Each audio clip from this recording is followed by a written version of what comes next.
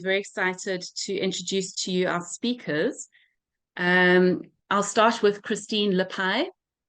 Christine is the director of FairWild Foundation. She's a zoologist by profession, and she began her career in Australia and has lived and worked extensively in Africa, including in Madagascar, the Seychelles, Zimbabwe, and South Africa, where she has a home. She is interested professionally in the interface between conservation and community livelihoods. Shayla Monsabe is the Network and Certifications Coordinator based in Rwanda. She is a graduate in International Business and Trade from the African Leadership University, ALU, and a graduate conservation scholar with ALU's African Leadership University School of Wildlife Conservation. During her time of study at ALU, Sheila focused on environmental sustainability, adaptation, and circular economy in the current business world. Our third speaker tonight is Deborah Vorhies. She's an expert with a demonstrated history in the fields of management, policy, finance, sustainability, and corporate social responsibility. She is the CEO of FairWild Foundation, which supports a standard and certification program for the equitable and sustainable harvesting of wild plants. And fourthly, we have Olivier Behra, who is the founder of Aroma Forest. He is a specialist in enhancing the value of natural resources for sustainable use, supporting conservation for local communities and private sector's benefit. He serves as an expert for the Madagascan Ministry of Industry, Trade and Consumer Affairs on the creation of a 2040 strategy linking the private and public sectors. As you can see, we have a wonderfully distinguished team of speakers for you to enjoy tonight. Together with our speakers, we will explore the coexistence between human economies and wildlife in wild places and on agricultural land through a conservation-focused certification initiative. Tonight, our speakers will showcase innovative approaches that are contributing to wildlife conservation, sustainable harvesting, and improved community livelihoods.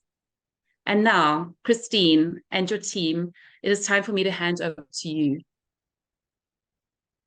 Thanks so much, Kirsten.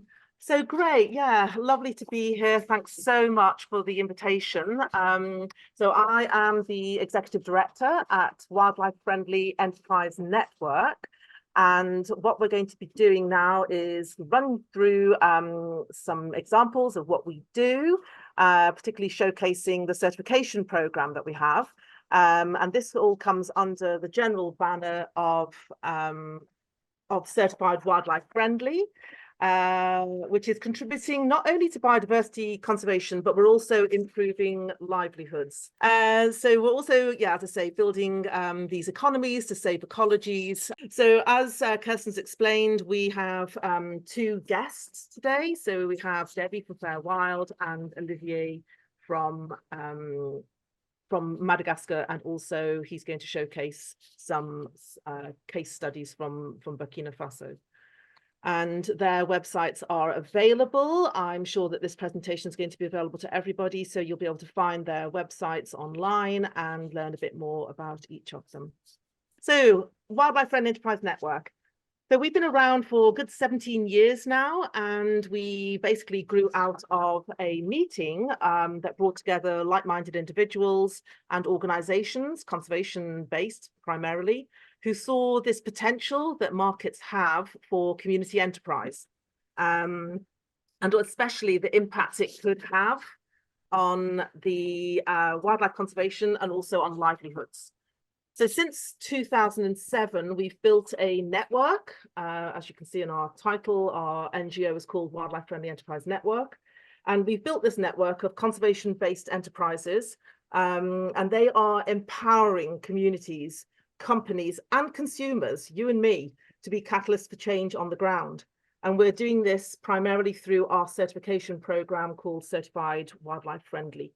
This is a certification program that's a bit different from many other certifications that you might be aware of, because what we're doing is we're using conservation and certification as a tool for wildlife conservation in wild spaces. And where are we working? Well, we actually have a bit of a global footprint there in a positive sense. You can see that we're across the continent, the 5 continents. We're in over 21 countries. This map is going to be updated soon because not only have we grown and evolved as an organization, but the technology to present where we work on a map has also evolved. So watch this space. We'll be having a story map coming out pretty soon. So our certification label, as you can see here, Certified Wildlife Friendly, is looking to protect wild species, and it's an enterprise-based model that's harnessing this power of enterprise, that, you know, money and business is not necessarily bad. It can be actually a fantastic tool for conservation. So we're seeing real conservation benefits coming out of some of the locations where we work. This is a wonderful woman in Patagonia in Argentina who is a livestock herder, and she is certified wildlife friendly for the production of wool. And this is for the protection of puma and Andean fox, and also, would you believe it, a herbivore, the guanaco. Which is seen as a bit of a pest and an abuser of watering holes that the livestock ranchers have on their ranches for their wildlife. And you're going to see quite a bit of these certification labels as we go through this presentation. So we basically have 2 broad certification tracks. We've got this global certified wildlife friendly program, and we also have a species specific one, which we'll go into. So this global program is designed to adapt to the diversity of the unique ecological and socio-economic conditions and contexts around the world. These are some of the statistics that we have. We're reaching over 14 million hectares with over 400,000 people, and of course protecting hundreds of threatened species.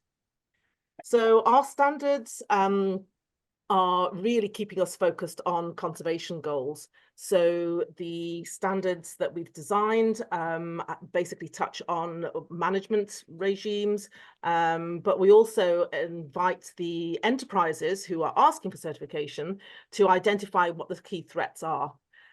So the overarching logo is Certified Wildlife Friendly. This is the black and white one. But some enterprises ask for specific species to be incorporated into that logo. And what you've got here is, for example, the cheetah, which Cheetah Conservation Fund is one of our certified enterprises in Namibia. Shaylick, a company in Scotland, again, mentioning our global reach, and she is producing cosmetics and essential oils and hydrosols actually from a wild meadow and wild meadows because she's expanding. So she's chosen the pollinator as her key species. This is a fabulous Western Hulock gibbon from Myanmar, and this is a program that's being implemented with fauna and flora in Myanmar, and coffee's coming out of here.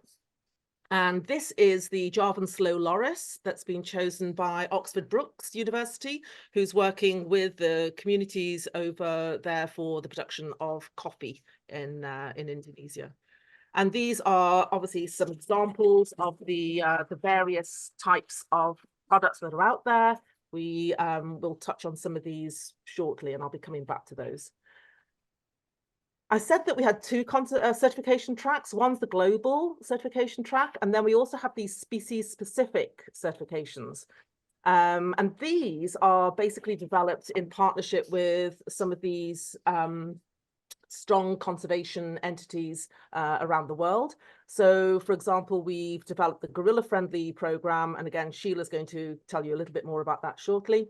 And that's been developed in partnership with IGCP, the International Gorilla Conservation Program, which is this coalition of Conservation International, Fauna and Flora, and the World Wildlife Fund. We've also got Jaguar Friendly coming in out of Colombia and Costa Rica, and we've got coffee and now cacao that are coming out by the ton. And we also have this certified elephant friendly tea program that was developed with researchers at University of Montana and has been carried out in India. This is really one of our sort of signature certification programs. You can see in the top left here, this is Lisa Mills, who from the University of Montana, and Tenzing Badosa, who is he is our first certified elephant-friendly tea estate owner. And he's just recently won a sort of an award in Assam. It's almost like an OBE for his endeavors and work for elephant conservation. So here I've just listed a few of the sort of conflicts, because obviously there's no point in certifying something if we're not actually doing something to protect the animal. So elephants that have these traditional migration routes often pass through tea estates, and they can face these multiple threats of electrocution, poisoning, fencing, etc. So elephant-friendly tea is on the shelves. Anyone who knows the United States will know of Whole Foods. It's a supermarket chain. So they are supplying certified elephant-friendly tea through a company called Republic of Tea. This packaging here is Waris Alawalia, who is a Hollywood star, and he absolutely fell in love with certified elephant-friendly tea, and he is associated with the Elephant Family, which is an NGO that was created with Mark Shand, who is sadly deceased, but was the brother of the current Queen of England, Queen Camilla. So they had a migration, a big elephant migration that's made out of lantana roots, and certified elephant-friendly tea was served to the late Queen of England at Buckingham Palace. It's a bit of a boast that we rather enjoy. So these requests for species-specific certifications keep coming in. We have the Guanaco friendly. So these are these camelids that occur in Patagonia and across that whole steppe landscape. And these are wild camelids that are perfectly suited to the landscape there. And so what we're looking at doing is encouraging the livestock farmers not to persecute them, but to actually possibly derive some income from them through a live shearing program. And we've actually developed the first certified guanaco friendly fiber, a shearing event that took place last year. We've also got honey coming out of a giant armadillo friendly program in Brazil, again, that's managed by a conservation organization over there. And this is our latest one, the certified Andean bear or spectacled bear or Paddington. That's in Bolivia, Colombia, and is a joint partnership again with the Chester Zoo and WCS in Colombia. And so we've got some nice products hopefully coming out of that pretty soon. So I'm going to hand over now to Olivier Behra. As you've already heard, he has created Aroma Forest and Elephas Paris. You can see some of the women and the equipment that's being used there. But I just want to give a quick introduction because the ingredients that Aroma Forest is using are actually also being used to supply Elephas Paris. So there's a nice blending of the products that are certified at both ends. Elephas Paris is using the elephant animal as the species on his certified wildlife friendly logo, and we've got the wonderful lemur as well on this side. And both of these projects are part of a net positive program. So when Olivier talks to you about Madagascar, of course, we know that the biodiversity is fabulous. I was lucky to live and work there for the last 30 years, actually. But the country is experiencing these extensive deforestation, wildlife habitat destruction, overharvesting of natural resources. The list could go on. But I am now going to hand over to Olivier, who was much more experienced to explain all of this to you. Thank you, Christine. So I'll briefly talk about our experience into wildlife-friendly production. When I arrived in Madagascar, I saw one site which was pretty amazing in the biodiversity-rich island already, the site of Wiman. It was hosting something like 80 species of frogs, 12 species of lemurs. That was incredible. But the people were slashing down the forest, really. And you can see these little two couple, on the hill there, totally destroying the environment. It's fragile environment, it cannot sustain slash and burn agriculture like you would have, in Amazonia and traditionally. But these people were super poor and were staying super poor while destroying the forest. However, I won't go through all what we've been doing now to change all this, but just to next slide, you can see now we have totally stopped the deforestation in Wuiman. So we are keeping now a record on what we have saved. We have 90 species that are threatened that are in the sanctuary of Wuiman now, which include 12 species of lemurs, but also plants that we have been able to record. And we have been able to identify, something like 60 species that are threatened of plant, but also 100 medicinal plants. And our work has been to involve the local communities in enhancing the value of these plants. That was our target. And we managed to do it because now the site has even been recognized as an intangible cultural heritage of UNESCO, of the United Nations, because of the knowledge of the medicinal plants that has been held there. What we have now, you can see it on the slide, is we have stopped the deforestation. There was still deforestation in between 2013 and 2017, but since 2017, there's no more deforestation at all. And this has been we have been able to achieve it because we have helped the local communities to see the value of the local plants.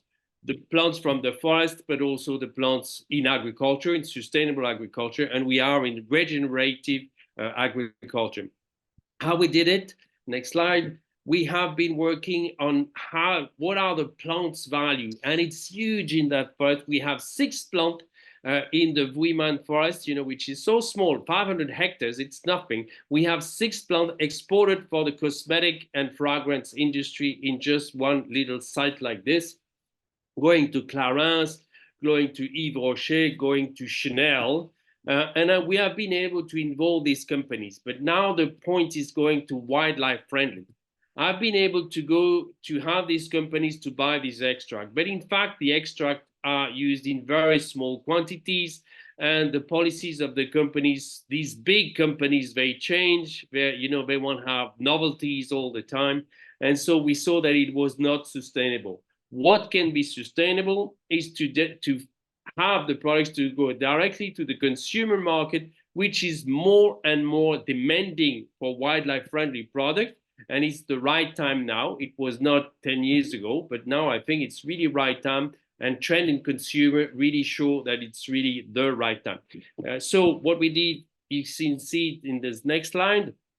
We have been working on the pure essential oil to put them on the market. We have incredible product against stress, for the skin. That's what we developed with the Yves Rocher company. And we are allowed to sell the product now directly on the market. And so people can use the oil in diffuser, to calm you down. You can use it on the skin. We have antiviral. The Ravinsar has been exploding, on the market since the COVID-19 because it has got antiviral properties, which no drugs have.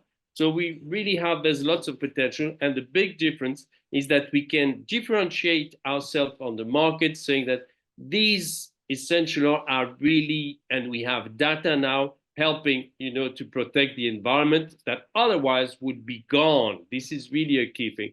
We looked at other countries, and next slide, Christine told you, we've been looking at elephants because I love lemurs, I love frogs, but I also love elephants. But it's very difficult. Living with lemurs, it's fine, but living with elephants is very complicated because people need the land for agriculture, and this is a disaster. Here we are in south of Burkina Faso. I like this area because you can see a small green line on the screen south of the national park. It was the only remaining path, for the elephants. And it was really under super pressure. It is still, but there's been some investment made with the local community. And all the rest, what you have, this light blue, has been destroyed between these national parks to put cottons, and sometimes cassava that the people need.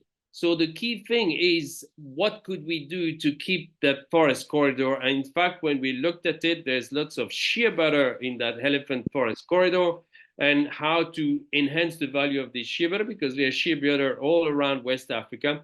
We saw that the point was to develop, really shea butter products, and that's what we did. And same thing, how do you differentiate yourself on the market? but putting a proper label on it, which is wildlife friendly, to show that you have an impact on the wildlife. And it's not only fair trade, it's not only organic, but it's also wildlife friendly. And we see a big challenge now is to put forward all these new labels so we can have both biodiversity and local community to thrive together. Thank you.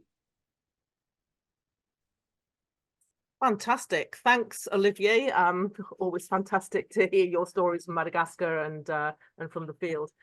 So yeah, we've just talked about the deforestation, the hazards that are hitting the planet. And so that begs the question, why are we doing this? Well, we're doing it because obviously it's no surprise to everyone in the room, I think, that biodiversity loss is an urgent matter. These figures come from a WWF report that tells us that the future of our planet is really starting to hit crisis point. And so this is what we're trying to do. We are being proactive with our efforts to try and improve production practices, land use, One Health, and also adapt to these climate change impacts. But here we are, we're talking to most of the audience, I imagine, is based in Africa. And so we also have multiple programs in Africa. So a central concern of our certification programs is human-wildlife conflict and coexistence. And how can we actually encourage production practices to be wildlife friendly? So our certification program started in the Midwest. This isn't in the Midwest, this is an African jackal. Very similar issues. Livestock farmers in the Midwest of America were struggling with wolves and coyotes and bears. And over here we have similar issues, obviously, with lion and jackal and cheetah. So these coexistence challenges are effectively worldwide. They're not unique to Northwest America and nor to the African continent. So these are some of the products that are coming out of our certification programs. We've got certified gorilla friendly. I do apologize about this constant waiting room notifications. So we have certified gorilla friendly. We just heard about Aroma Forest. We just heard about Elephas. And so what we are going to do now is I'm going to hand over to Sheila Mansabi, our network and certifications coordinator based in Kigali, and she's going to talk through some of the programs that are in effect here in Africa. Over to you, Sheila. Thank you, Christine. So some of the programs that we have carried out in Africa, we have worked with a number of partner organizations, including the Wildlife Works in Kenya. That is one of our leading and first certified, among the first certified enterprises in Africa. And it has developed programs in many countries across the African continent, including Kenya, Democratic Republic of Congo, and also in other regions and other countries like in Cambodia. And the organization started in 1997, and mainly they have been focused on conserving Lukinga sanctuary in Kenya, and mainly implementing some of the conservation projects, including the RedNet Plus, which and Wildlife Works is one of the first organizations that implemented a RedNet Plus and carbon-related project in this corridor that is protecting over 500,000 plus acres of land and benefiting over 116,000 people in Kenya through the work that they're doing, that is both helping the local communities to understand the benefit of conserving the forests that they have in Kenya, but also realizing the great benefits that they can get from these projects. The Wildlife Works has also worked on some community-related projects that include handcrafting, and tourism related, and also fashion related products that are all certified wildlife friendly. Next. We have also worked with the communities in the Virunga transboundary landscape, looking at the critical issue of community livelihood and wildlife conservation, specifically for the endangered gorillas, both the mountain gorillas and the lowland gorillas. And through this certification for gorilla friendly, next slide, please. The certification for the gorilla friendly, we have been able to develop the standards that are based on the IUCN best practices for grade 8 tourism, but also incorporating the global sustainable standards for tourism. And these standards have helped understand how best to apply the best practices for mountain gorillas and other gorillas in the region when we are visiting them. And we are also proud to mention that through this certification that it not only does it extend to tourism companies, but also to national parks and local communities. We have been able to certify the Nivalindoki National Park, which is one of the incredible rainforest national park that has some of the endangered species, including the lowland gorillas and forest elephants and chimpanzees. And cutting across further to the tourism aspect and the issue when it comes to tourism and visiting of the gorillas, we have developed a pledge website where tourists can visit the gorillafriendly.org, and they get to understand what are they expected during their experience when they're visiting mountain gorillas, and what are the measures that they should take when they're visiting these mountain gorillas in order for them to be responsible tourists when they're visiting the gorillas in the region. So far, the pledge has been taken by over 2,000 tourists that have visited any of the gorilla habitats in the Virunga transboundary landscape. And we have received incredible feedback from many of the tourists and how this has been a great, not just an awareness pledge, but also a great learning experience to them. Next, the products that we have certified across the Virunga transboundary landscape, working with the local communities that are adjacent to the gorilla habitats, include honey, handcrafted products, horticulture, specifically within the agriculture sector. We have certified vegetable-related crops and many others, as this region is also most people mainly benefit and mainly focused on the agriculture sector. And today we have 12 certified Pack H product enterprises that are neighboring the Windy Impenetrable National Park and the Volcanoes National Park in Rwanda. So we have also worked with the Cheetah Conservation Fund, which is among the first certified enterprises that is showing incredible positive conservation impacts in cheetah conservation in Namibia. For decades, the Cheetah Conservation Fund has been applying human and wildlife conflict resolution strategies in Namibia, implementing programs that include Future Farmers of Africa training that has trained farmers to understand the farm management practices, and also to many other rural Namibian farmers. They have also carried out a number of capacity building trainings that focus to training more conservation scientists in the field of conserving the cheetahs, and also are taking across the trainer to trainer approach for the knowledge to be extended and people to understand how best can they protect the cheetahs, as these are also some of the endangered species on the planet. They have also used the livestock guiding dogs, and these have also helped mitigate the conflict between livestock management and also the communities that are neighboring the landscapes and the habitats of the cheetahs.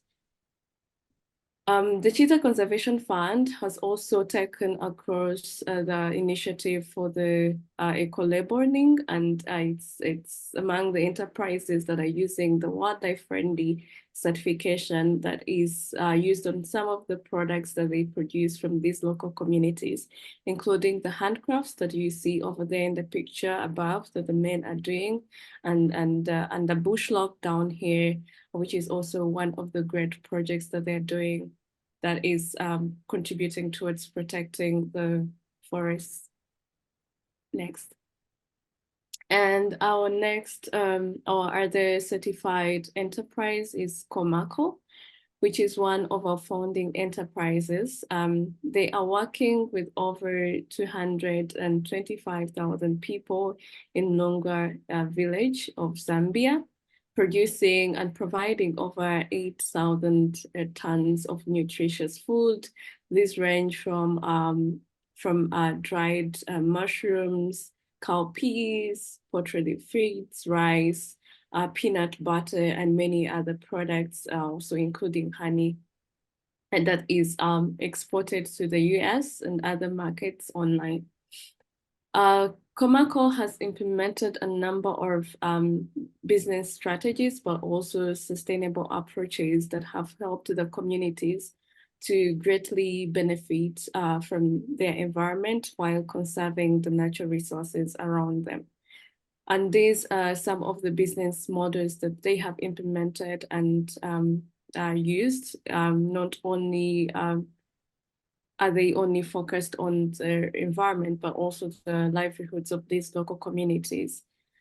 That is, they have worked with a number of women, and women empowerment is one of the things that is very critical that they are focused on, and also providing renewable energy initiatives and many others. And their pilot program began in 2003, initially working with 24 poachers from the village. And today they have worked with over 80, they have launched over 80 community-run cooperatives. The projects that they have also developed has also focused on working with the local chiefs to develop over 38 community conservation areas, totaling over 1 million hectares of land that is being conserved in Zambia. Thank you. Thanks, Sheila. Fantastic. And they've also got an amazing newsletter. So if anyone wants to subscribe to their newsletter, I recommend that you go to their website. So first prize to anyone in the room who can identify this bird. I'm going to guess that everyone's going to say hardidae of some sort.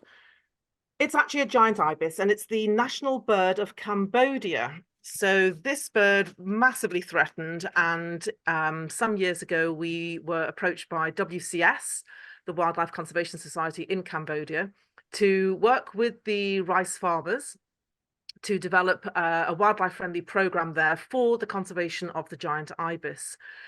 So this has become a really successful program, and you can see that our designers developed a specific logo with the giant ibis as the feature species. And what's happened here now is that the ibis rice is on the markets internationally. It hit the shelves in the UK, and this man here holding up very proudly the ibis rice products is Chris Packham, who is an environmental reporter, and he has his own programs on the TV in the UK, and he's become an ambassador for ibis rice. And in their packaging, what they promote is that it's not only wildlife friendly, unfortunately the print is a bit too small, but it's also organic certified. And this is a fine way to bring in now FairWild, because we are not only seeing products with just certified wildlife friendly attached to it, but also there are lots of joint certifications out there.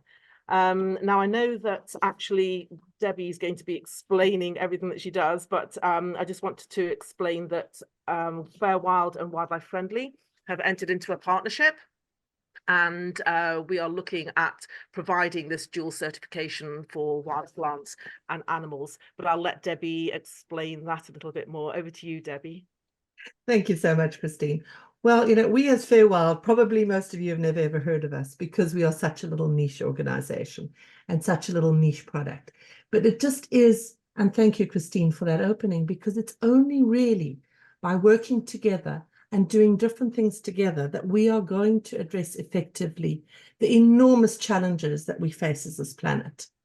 And Christine and others, and Olivier and others have already talked about the enormous challenge we face in terms of biodiversity loss.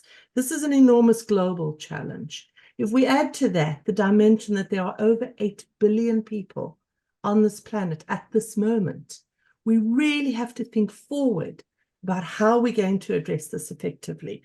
And this is where we as FairWild think that we bring in the power of wild. It may be small, but it is powerful, and it adds to the... Right, so our vision is a fair and wild world. We proceed from an understanding that however important things like organic agriculture are, and they are important because we do not want to be polluting the world anymore with all these pesticides and horrible things. We want to get away also from the wholesale conversion of our natural landscapes, our heritage, our world, to enormous areas of cultivation. We have to get beyond that. And how we get beyond that is with the consideration of the wildlife that needs to be conserved around it, but also through sustainable use.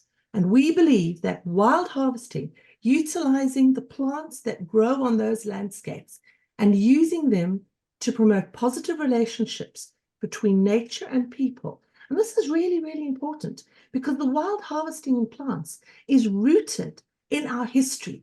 It's rooted in our DNA. Most of the medicines we use today have an original root. If you go back 100 years, 1,000 years, 2,000 years, have a root in a plant. A lot of the foods we eat and consume in different ways have their roots in plants. In fact, they all have their, roots in plants in some ways. Even if you eat meat, you're eating an animal that ate a plant at some point, right? So food is food. But the point is that this is a unique relationship between landscapes and ecosystems that is so important that we think we want to play our role in working with others to conserve for the future. Next slide, please. So what do we actually do? I mean, let's get down to the brass tacks here, because I have to be practical as well, right? So we certify, it's a third-party, excuse me, system, which means that we aim to provide assurance to everybody in the value chain, whether it is the harvester, the producer, the supplier, the brand, or the consumer. It's about providing assurance that this harvesting of that plant was done in a way that supports conservation, equitable benefit sharing, sustainable livelihoods, etc. It implies quality because, of course, we have to have traceability to assure buyers and users all the way along that things are produced in this way. Supply chain focus, taking things all the way from the collector, whether that collector is in Zimbabwe or Uzbekistan, to the consumer, whether the consumer is in the United States or in Europe or in Africa itself. And the other thing about FairWild is because we're so tiny, we can actually work closely with the projects on the ground to help provide solutions, because we know, for heaven's sake, who harvests wild plants? It's not big companies. It's always SMEs or even smaller MSMEs. So we can try and work with those people, help them build their own sustainable businesses in every which way, and respect the people that do the harvesting. We work with other certifications. We have a partnership with Christine and with Wildlife Friendly Enterprise Network, but we also have other certifications we work with, like organic and fair trade, so that if you already have those certifications, ours is just to add on, but ours says something special. And that something special is rooted in our vision, which is the next slide, please. So our vision is this. There is nature. We have to preserve nature, not by just converting it and farming it sustainably, but by using it. And the sustainable use of plants in that landscape contributes to the possibility of that landscape remaining natural. And we have to think about that in terms of the future. But equally, do you know, in Africa specifically, we have a philosophy, and there's a philosophy that was written up very well by a guy called Andrew Behrens about 15 years ago, which is called African environmental relationism, which is an understanding of the people and nature being one. Nobody else in the rest of the world really gets this, but we do. It's like an extension of Ubuntu. It is, we are one, we are the same thing. in respecting nature, in respecting those plants and using those plants sustainably and respecting the animals, we have to respect the people as well. The people that do that harvesting, they are not like, workers that get regular pay. They're often very poor. They're often the holders of knowledge that has come down through hundreds of years and even thousands of years about that plant and how that plant is used. This is the basis of the ABS agreements that we talk about, right? And this is vitally important that we actually have a system that brings that together. And what brings that together? We also know now that consumers and everybody along value chains really want to do the right thing. They really want to make these good choices. And this is why responsible business, transparent, traceable, sustainably managed supply chains make for resilient businesses and connect us to the consumers. And we connect to those consumers through our certifications. Wildlife Friendly Enterprise Network says it all. FairWild says it all. These are certifications that are able to speak to consumers, to enable them to do the right thing, to contribute to this vision, a vision of a world where biodiversity and people really are one, and we are one through that business and thrive together. So next slide, please. A little look at the kind of impact we have. It sounds very small, but it's very focused, very specific. So many tons of the wild plant resources, so many species, and this is growing, by the way. It's now 51 species, but anyway. 26.7 thousand people. These are people that are actual harvesters. These are not extended families that when we count, we're only counting the actual harvesters that are getting dignified, proper livelihoods as a result of a certification, and the companies. Next slide, please. I'm now going to go dig deep into just two little examples of the kinds of things we certify.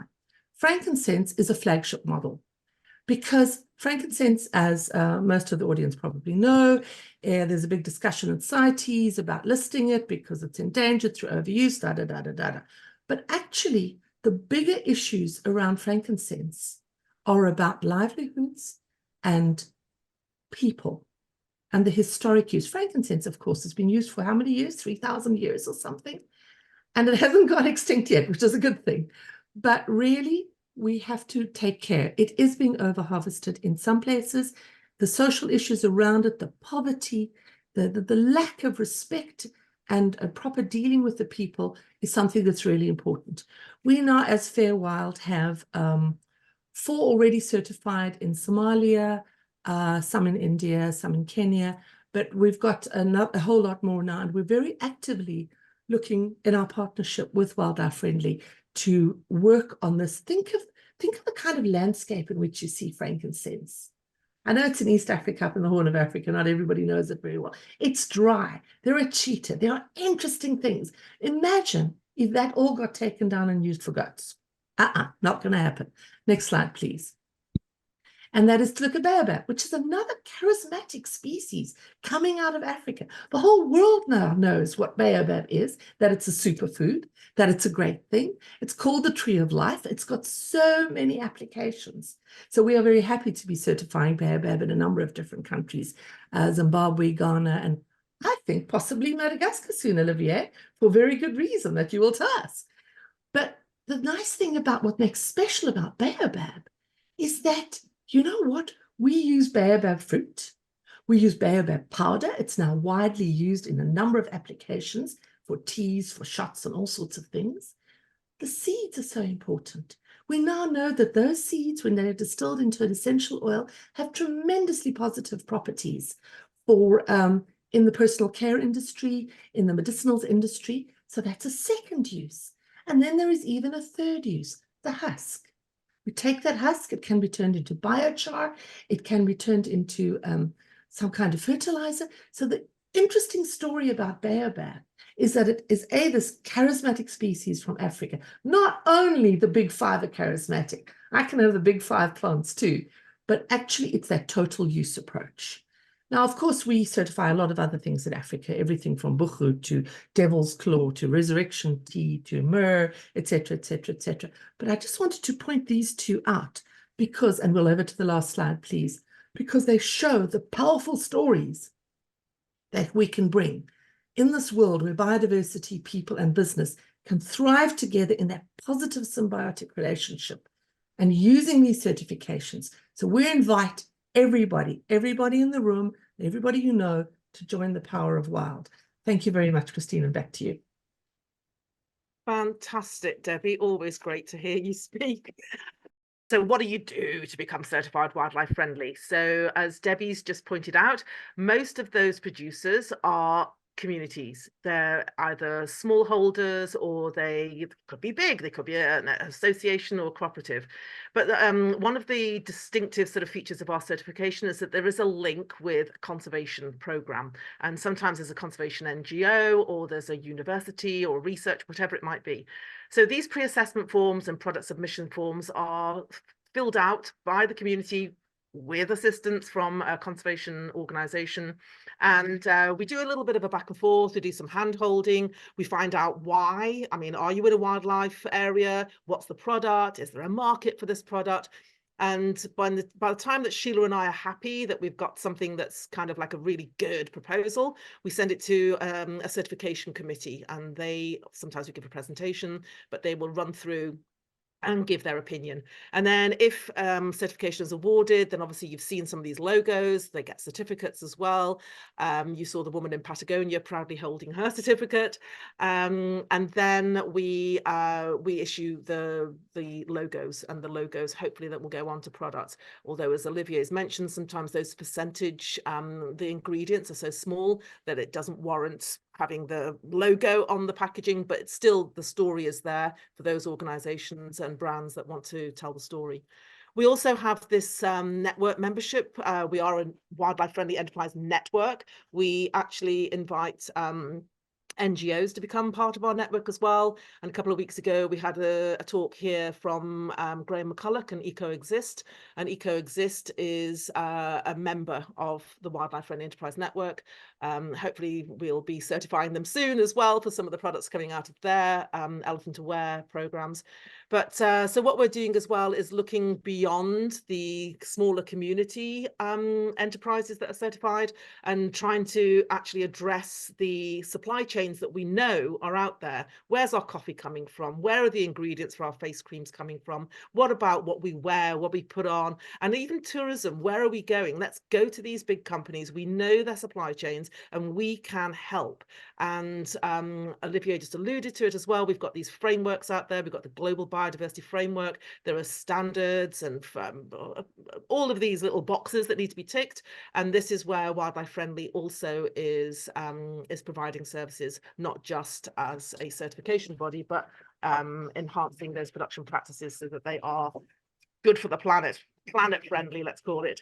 And I think what I'm going to do is leave it at that. And thank you very much for your time. And we're very happy to take any questions. Back to you, Kirsten. Thanks, Christine. Thank you, everybody. Thanks, Olivier and Deborah and Sheila. That was wonderful. Very attractive and clear presentation. Thank you so much. I can see right away a question by Tom Tochterman. Would you like to ask your question, Tom? Sure, thank you. Fantastic presentations. My hat off to all of you presenters for being pioneers in this concept of community-based resource management. All success stories, it sounds like to me. Two questions. One, Olivier, softball here.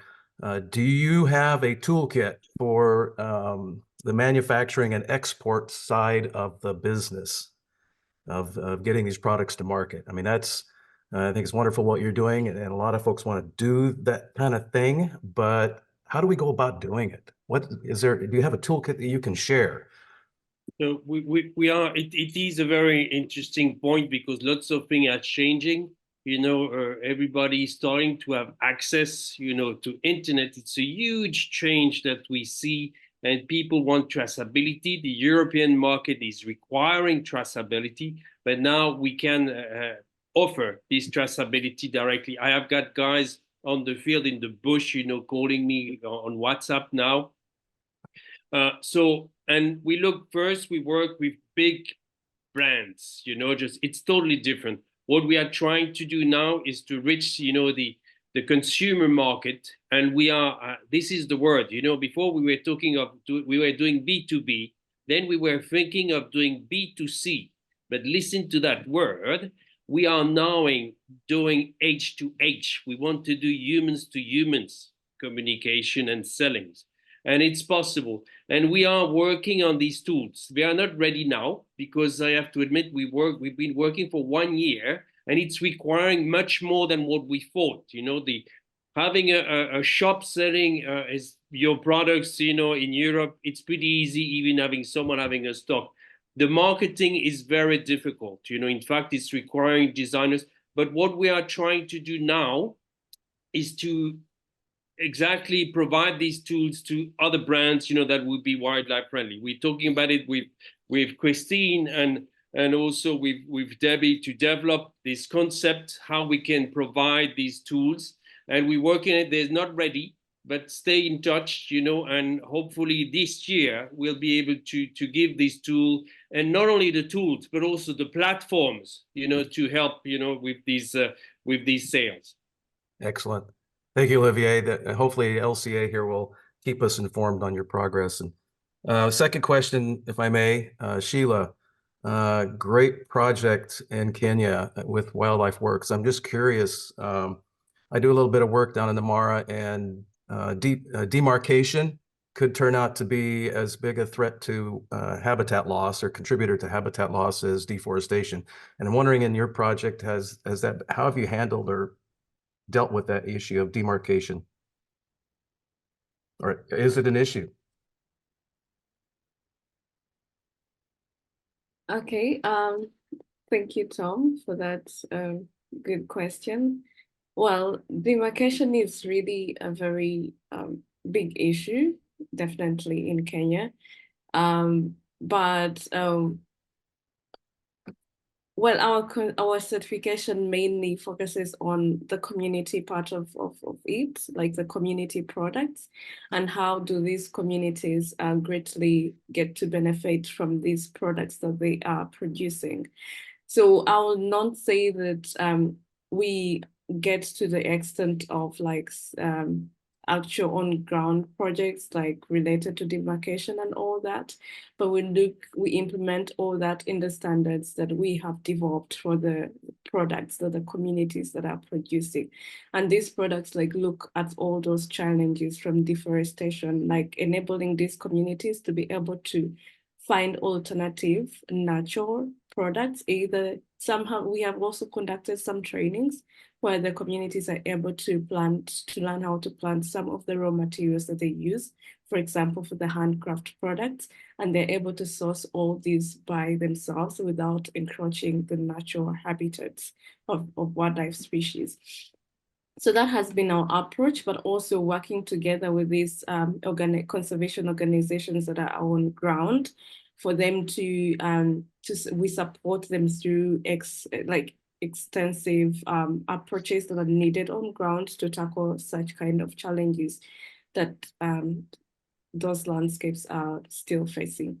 Yes, I hope I answered your question. Yeah. Super. Tom, you happy with that?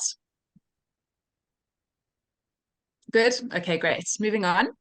I'm going to take a question from in the chat from Erwin Ngomane. He's a TUT student, one of Cheryl Ogilvy's nature conservation students. And he says, evening, how does FairWild certification benefit the environment and local communities? I'm not sure who would like to take that question. Thanks, I will. Thank you, Kirsten. And thank you, Erwin. I was just starting to type an enormous long tirade into the chat, actually, so I'm glad to be able to speak about this. Very briefly, our certification has 3 sets of requirements. One with respect to conservation and how the species is harvested, harvesting protocols, etc. The last one is about responsible business and how trading arrangements are made, etc., etc., etc. But the middle piece, which is the biggest piece, is what we call sociocultural. So we require, for example, we understand that wild harvesters are not typically agricultural workers. They do not enjoy the protections that agricultural workers in most countries of the world to a greater or lesser extent enjoy. So we have to have really specific ways of thinking, how do you contract with your harvesters, with the people that sell you their products, so that they are treated fairly, that they are treated humanely, that they are given decent pricing, that stupid things, you know, like ensuring that they have and it's not a stupid thing, it's a really, really important thing actually, that there's sort of equal power in the negotiation.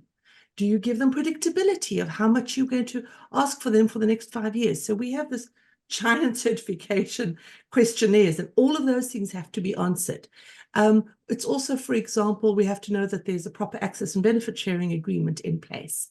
And lastly, we have what's called the FairWild Premium Fund, which means on top of the fair price that has to be paid to every collector, the buyer has to put 10% into a premium fund, which then goes to the benefit of the collector community as a whole. We also, of course, have endless requirements about there being no sexual harassment, no modern slavery, no this, no that. So what I'm trying to say is it's a very comprehensive process of understanding what needs to be in place to qualify for FairWild certification in social, economic, and cultural terms, acknowledging traditional knowledge and history as well, and in addition to all the legal requirements, of course. And this third-party audit verifies all of those things. But Erwin, please just get in touch directly. Go to fairwild.org, email me, and I can go through this with you in much, much more detail. Kirsten, can I jump in there as well? Please, Christine. Yeah, so thanks, Debbie. I mean, as Debbie was sort of coming out with all of the list, it's exactly the same at Wildlife Friendly Enterprise Network. We encompass fair trade principles, obviously no slavery, no child labor. There have to be agreements in place, so it's not just a random kind of, you know, somebody who's just picked something off a tree and brings it to you. There are lots of sort of processes that have to be followed. And that's why sometimes, you know, the certification can take a couple of years. I don't know for you, Debbie, at FairWild, but sometimes if it's going to go through all of that rigor and that investigation and making sure that things are in place and then go to the certification committee. So even when Sheila and I think we've got a really good little package we can give, there's always another question that comes up, someone else's perspective. Have they got this? Have they got that?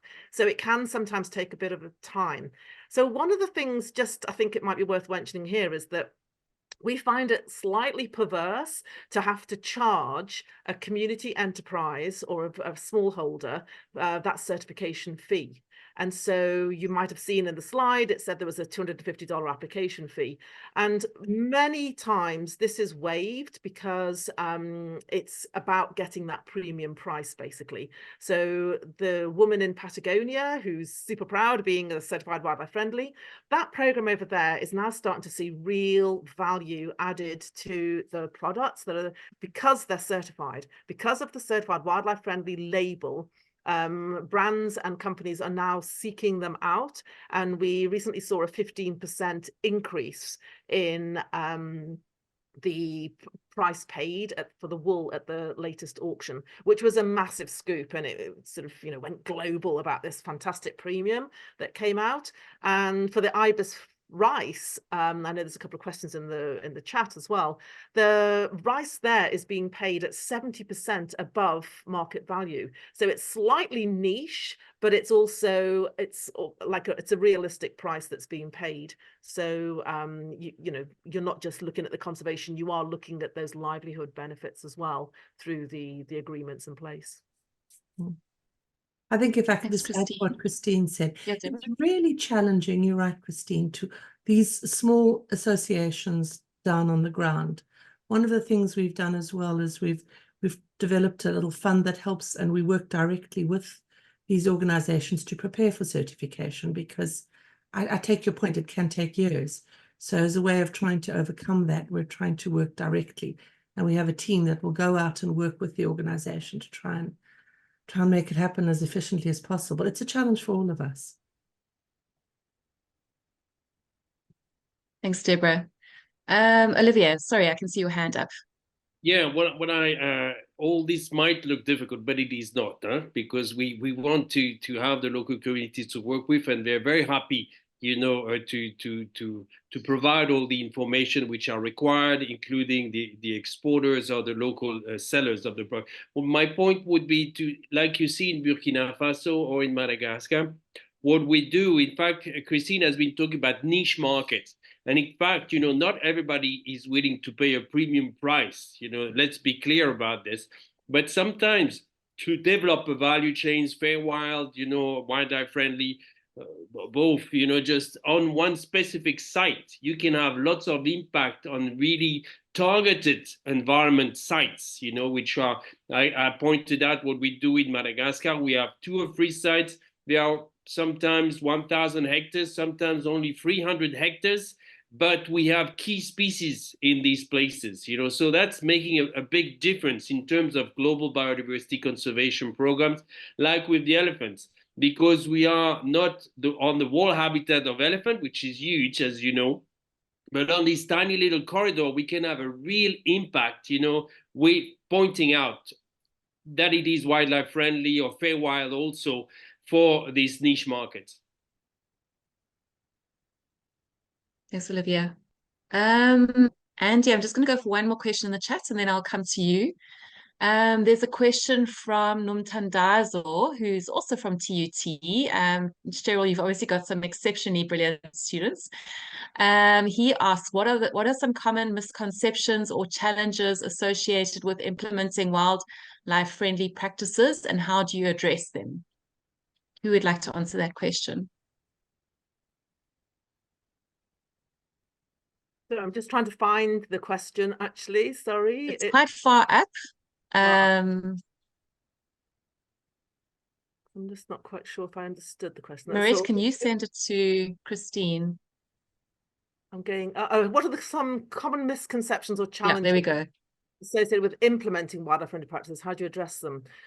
I think that when we're implementing the wildlife-friendly practices, people are on board. So it's not that there are misconceptions. It's a very thorough process when the applicant comes to us. So challenges, there can be financial concerns if you have to change your fencing or, get a livestock guardian dog or whatever it might be. So interestingly, for the last sort of 15 years, let's say, we've been building the program. So we've been associated with a lot of conservation NGOs, and these conservation NGOs are working at that interface, at that nexus between community development and conservation, and tend to be more focused on the conservation side. They're not really social development workers.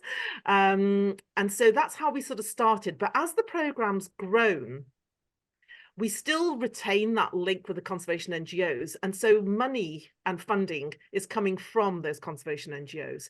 And so, for example, in Patagonia, we've got donations. So the livestock guardian dogs are being donated, which means that there is no sort of additional cost to purchase the livestock guardian dog.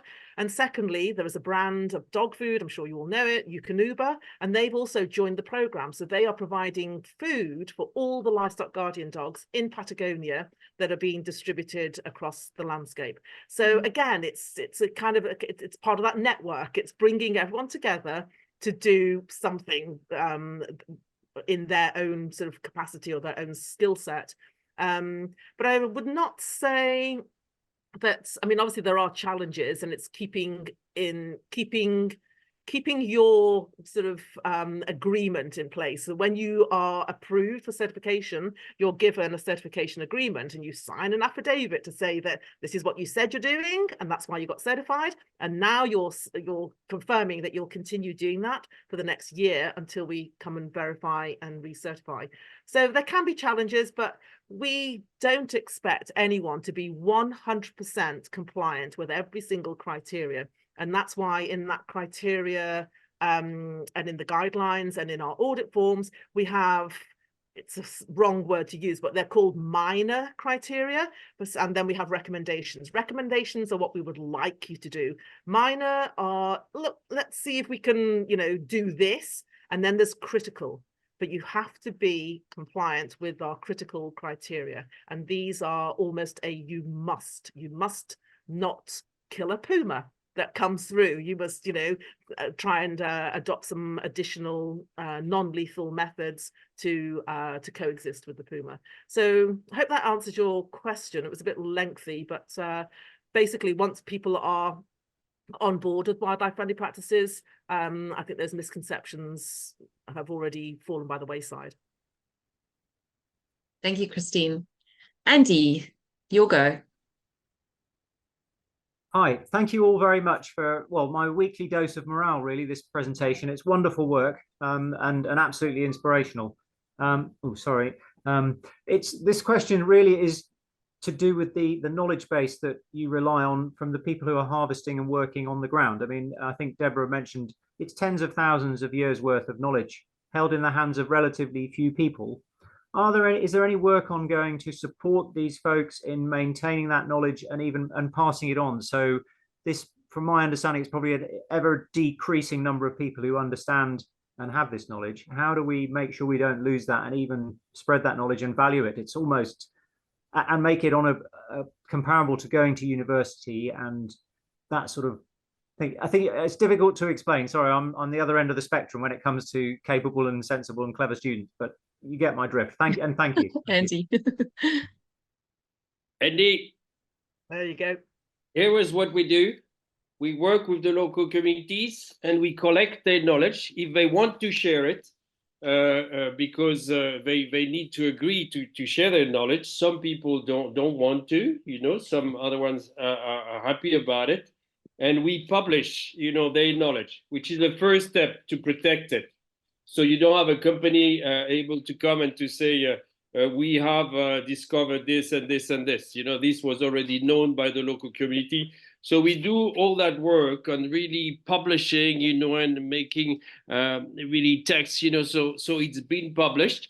And then it's helping us also to show the value of the resources to private companies also. And you have heard of Nagoya, so this was the first step also to say, there's one thing on finding a new molecule in a plant, in a white plant, then you need to go, if you want to be intelligent for your business also, not only for wildlife, but you will make sure it's sustainable. So you will go to FairWild. Am I going to have a sustainable sourcing? But if there is traditional knowledge about it, it's something different, because as you pointed out, there's hundreds of years sometimes of work on these plants. So one of the steps we do is to publish, the traditional knowledge, and to do it into the local languages also, so people can carry on using it. And what we do also in Madagascar is we're trying now to promote the traditional use of these plants with what is called improved remedies, so we check the toxicity, because I can tell you that to get to that stage, there's lots of guys who died testing the plants. So we try to make sure we are not receiving knowledge from someone who's ready to die, but then we try to promote it for local use, which is a key thing for the future of Africa. Many plants, have complex structure, and now we have lots of antibiotic resistance in Africa, which is going to be a disaster, because if you live in rural Africa, that sometimes you're sick, you manage to buy for 3 days of antibiotics, and then the disease comes back and it's a disaster. So there's lots of work to be done on medicinal plants in Africa, and we want it to be sustainable. That's why the FairWild system, has also to be expanded to local users. Thanks, Olivier. Andy?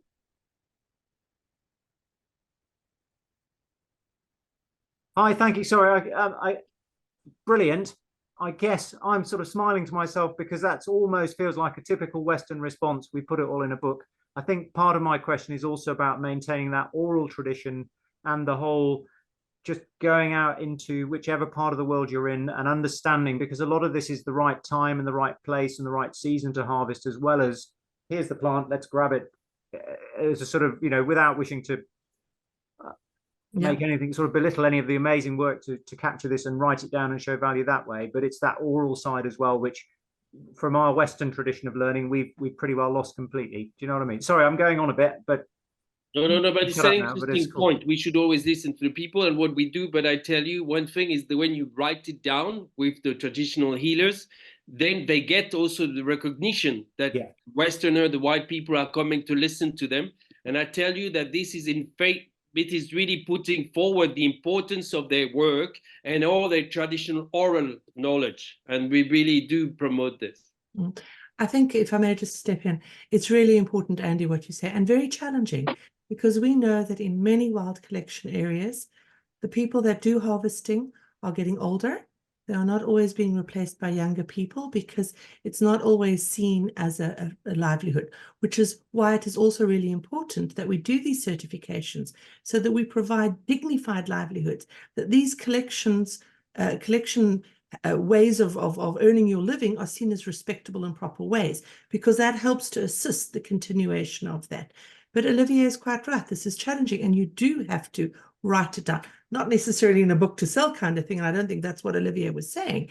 But we work with our collection organizations. They capture everything in a management plan that is passed down through that organization, stays with that community and with that organization throughout the process. It is really important.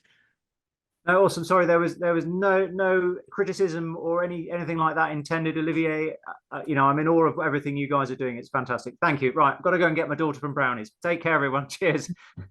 Brownies, that was a long time ago.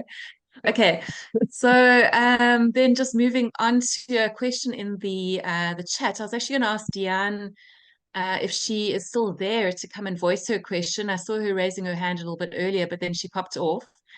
She's written a question in the chat. Diane, do you want to give us your own question? I love the presentation and what wildlife friendly network they're working on. Personally, I have a background in conservation agriculture, and I've seen part of things that you do is certifying products that are environmental friendly. And I was wondering, agriculture is also one of sectors that contribute to distracting the environment in terms of inputs that farmers use, polluting the environment, polluting the nature habitats. And I was wondering if you do have some programs or standards that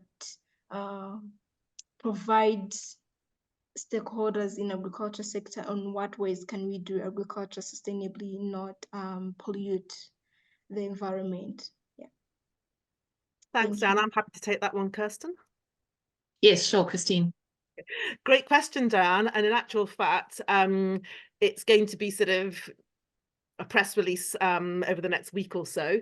We are incorporating regenerative agriculture into our certification standards. So there are a couple of reasons for this. In Patagonia, as I mentioned before, we have a fantastic partnership with WCS in Argentina. And as part of the work that we're doing, we're involved in a program that's funded by something called the Regenerative Fund for Nature.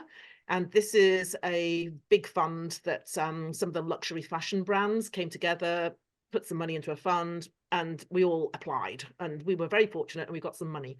And in that regenerative funding proposal, we've incorporated not just the certified wildlife friendly component, which actually includes encouraging organic agricultural methods. So I talked about the fair trade, I talked about the no slavery, talked about, you know, respect for women, etc. But there's also an encouragement to carry out organic production practices.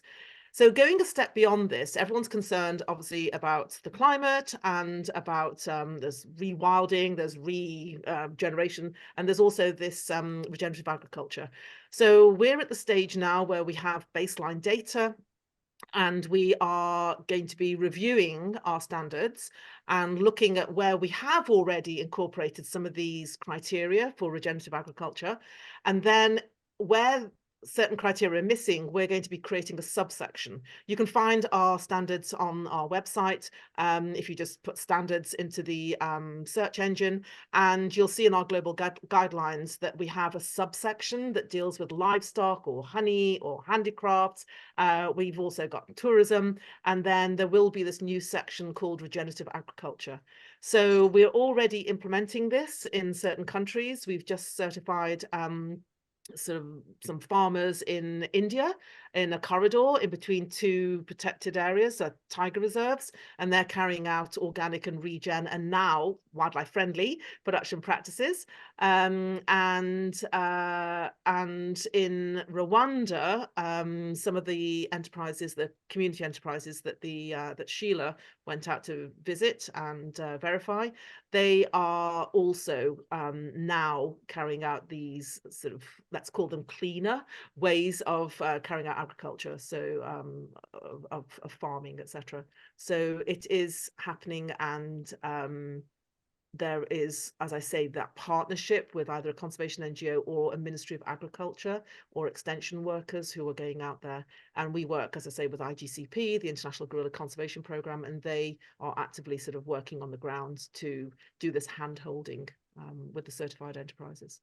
Does that help, Diane?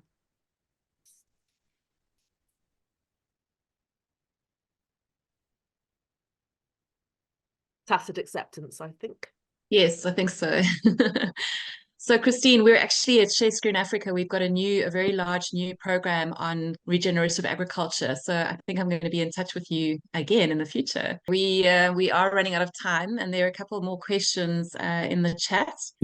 I just had one question for Olivier, which we actually touched on before the program started, which was all about baobabs. And I was just wondering, because it was a question that has come to me, which is that, you know, if we're harvesting so much of the baobab fruit, is there much recruitment of new young baobabs happening? And Olivier, you said that you have a little story around that. Yeah, you have one species of baobabs in Africa. On the island of Madagascar, we have 7 species.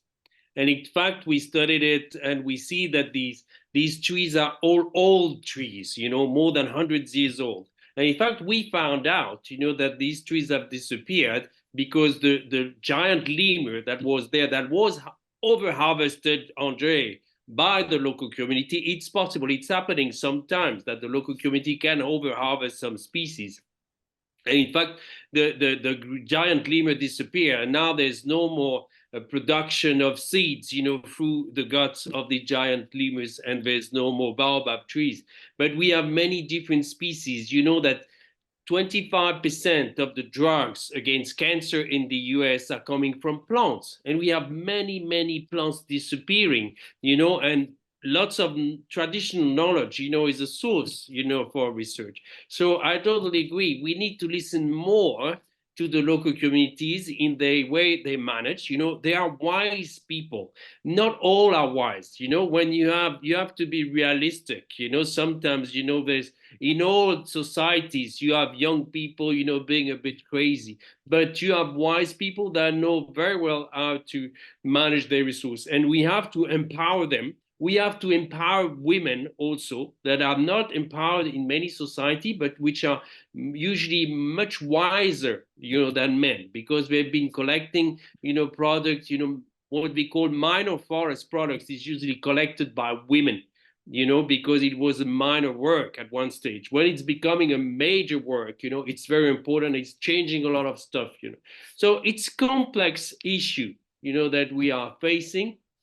But all what we are doing, you know, needs to be controlled. And that's where these labels, you know, that Debbie has been presenting, you know, what Christine is doing, you know, it's a key stuff also for the future to say that we can mix these approaches of listening to the traditional knowledge, making sure that it's kept at the oral level also. We totally agree on this, you know, that the traditional way of managing the resource is kept, you know, that the culture is kept, but also that we can promote these ways of thinking, you know, to Western culture and to the markets, you know, wake them up. Thanks, Olivier. I have one more question for you, which is from Robert Ganza Mupore. He says, good evening. I'm curious about Aroma Forest presented by Olivier. In Madagascar, where communities assist in aromatic products production, do they receive any incentives when purchasing these products, or do they purchase them at all? Yes, we helped, the local communities to transform the product directly on site, which is easy for essential oil because we have a very low yield. So it's really worth, to do a crazy thing, which is bringing a distillation unit on the field. And so this way, the people are also getting the value added on the product. It's a very interesting product. And I'm sure there's plenty of other products in Africa. I've been working in Kenya on Lelechwa that you should know. There's really a very interesting essential oil. It's a plant growing everywhere. I've seen some Maasai people now that they have their land, selling their land for charcoal production while they had lots of Lelechwa on it. If we manage to put this Lelechwa oil on the market, people would really get the revenues of their natural environment, and help, to keep all the biodiversity on these lands. And this Lelechwa oil, I can tell you, it could help many Americans, Europeans, to improve their livelihood, and also African people. If we would do a transformation on site, making pills, with 3 drops of essential oil of Lelechwa, you would treat many, many, many diseases in Africa. There's the next step, and the first thing is to really to pay truly the people at the local level. And if to answer Tom, if we manage to have the tools to bring this product directly and properly on the market, so they can get a good price, then everybody's going to be happy about it. Thanks, Olivier. I just wanted to, you probably are reading at the same time, but there's quite a lot of lovely thank yous coming in, and just really thanking you for a wonderful presentation. So I think you've all done very, very well. I see that our number of participants are dropping off quite a bit. There is one more question that I'm going to take, and then I wouldn't mind if each of you would like to say a sentence in closing, if there's something that is a little take-home message from you, not necessary if not. So the question that's coming is from Blessing Sequela. It's again to Olivier. He says, do you have educational or community engagement programs to teach people about sustainable harvesting species, for example, the giant lemur in Madagascar, to prevent this from happening in future? Yes, and I will tell you an amazing story. We started when we were working in the bush, with building schools. We built one school into a community in the west where there was no school. And the amazing thing in Vuiman that Christine knows, we have last week had the inauguration, of a new school that has been built by the local producer of essential oils. They are the one who paid for their school. And in fact, what we do now is to recognize have the kids, to know about these stories that the elders knows. So you see, we're not hiring only teachers, but we have really programs so the traditional healers can explain, the sustainable use that they were always doing. So this is really a key thing. It's taking a lot of time. That's why we also need to mix it, and just to find income generating activities are really key.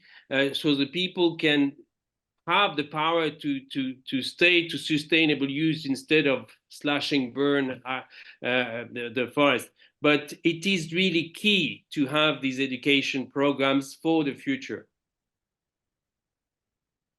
Thanks, Olivier. Would you like to give us a leaving message at all? Yes, let's say that it is a complex issue, but we really have no choice than to face it, and try it. And sometimes we do make mistakes, but learn from the mistakes and carry on, because it's when we work all together that we are going to have the things to advance. Thank you. I see a clap from Maurice. Deborah, have you got something that you would like to leave us with? Right. Just to say that, you know, we really are all one. That's the planet, it's the people, it's everybody and everything. And it's all about respect. It's about having respect for this planet. It's about having respect for the animals, respect for the plants, respect for each other, the collective communities, ourselves, and especially even also consumers. We tend to think and talk down to consumers and think of consumers as lesser beings and that just have to be told this and told that. No, consumers want to do the right things. We know this from the McKinsey reports and all these other studies. We just have to make it possible for them. That's it. Thanks, Deborah. Wonderful. Thank you. Shayla. Yes. Is there anything that you would like to say just to wrap up? Yeah, and basically getting back to consumers, I think as we sing the song, we should be being also the leaders of the song. We should also be the leaders of the change. Tech lead in also ourselves, like consuming these products that we have on market that are wildlife friendly, that are FairWild, purchase products from these certified enterprises, pass on the knowledge. I think that's how we'll be able to reach a bigger number of consumers that are looking out for environmentally friendly products. And more, because I'm saying this because, for example, when we certify the packaged products in Rwanda and Uganda, most people think that the products are meant for tourists because the prices definitely will not be the same as the local products that are not certified. But I am sure that once people see other people within the community purchasing these products that some of us think they're high end, then we'll take it as a normal thing that we can all do and purchase environmental friendly products. Thank you. Thank you. Christine. Thanks, Kirsten. Everyone's talked about consumers, and I was going to actually say, look, you know, we are aspirational consumers, and I think that Cheryl from TUT has brought in all these students. These are the future. They are those aspirational consumers. We are reading reports about how the youth and people now with purchasing power, post-grads, are actually looking now for products that are doing no harm to the planet or are actually going a step further, doing good for the planet. So I think that there's a lot of doom and gloom out there. I was a bit hesitant to put that picture of the gorilla, half of the species, you know, but in actual fact, it's not hopeless. I think it's hopeful. And that's what I would like everyone to take out is let's start asking for these products. Let's be hopeful about the future because it's not all doom and gloom. Look, organic cotton, you couldn't buy anything 30 years ago. It had maybe 10% organic cotton. It was transitional. Let's try and do that now with FairWild and Wildlife Friendly. Let's make it mainstream. Let's see it on the shelves and bring everyone together in a collective sort of rush. So, and also, can I also say thank you so much to Olivier and Deborah for joining us. I know it's a strange time of night for everyone. It's only 1 o'clock in the afternoon here on my side. But thank you very much. I really did appreciate you joining in and sharing your stories with everyone. Christine, one last little thing. Where can we buy these products? Right, so that's a very good question. So as Olivier mentioned, some of the ingredients are actually in big companies and big brands, but they're a small percentage ingredient.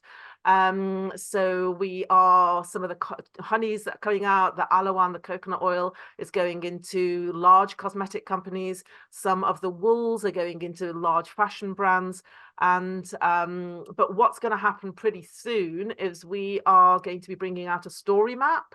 So we're developing that right now. That map of the world is going to be more technologically advanced. It's going to have flags across the globe, and it's going to talk about the species, the people, the landscape, the country, and the product. And included in there will be a link to something called Buy Wild, and that's where we'll be able to start putting some information out about where these products can be purchased. Fantastic. Very exciting. Okay, so with that, I think we're going to close. I think everybody needs a little bit of time for their evening or for the rest of their day, wherever you are.